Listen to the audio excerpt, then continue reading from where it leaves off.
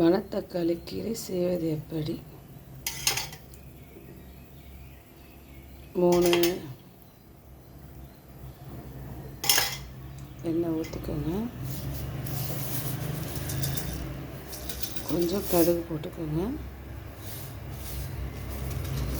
போதும். அது நல்லா பொரிஞ்சு வரட்டும்.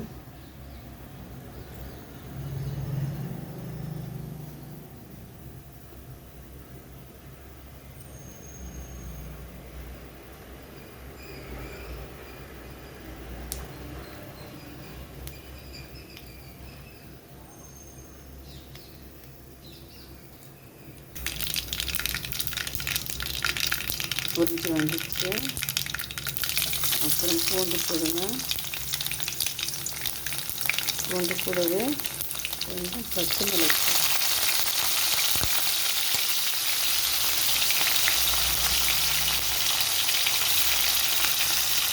காரத்துக்கு ஏற்ற மாதிரி கொஞ்சம் பச்சை மிளகு,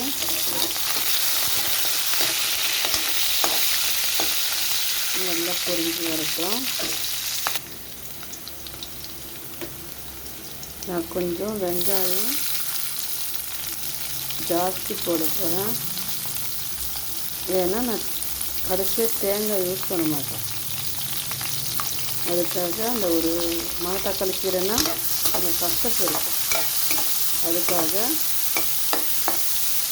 தேங்காய் யூஸ் பண்ணால் கூடாதுன்றதுக்காக கொஞ்சம் வெங்காயம் ஜாஸ்தி போடுறேன். இது கொஞ்சம் ஒரு பொன்னிறமாக வதங்கிட்டோம்.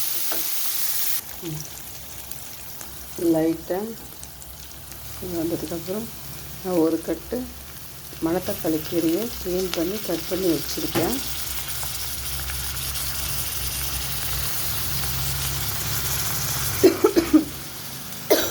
உங்களுக்கு தேவையான அளவு நீங்கள் 2 கட்டு வாங்கினாலும் ஓகே, 3 கட்டு வாங்கினாலும் ஓகே. உங்களுக்கு தேவைக்கேற்ப நீங்கள் வாங்கி க்ளீன் பண்ணி கட் பண்ணி நீங்கள் செய்யலாம்.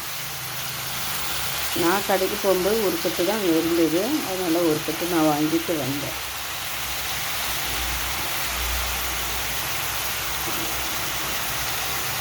இதை நம்ம கொஞ்சம் கிண்டி வச்சுக்கணும்.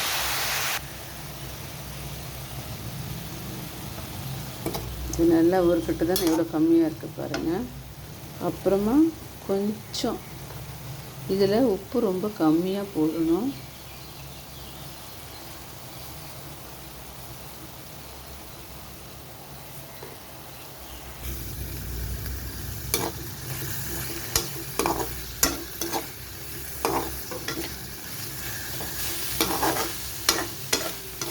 ரெடி ஆயிடுச்சு. ஸ்டவ் ஆஃப் பண்ணிடணும்.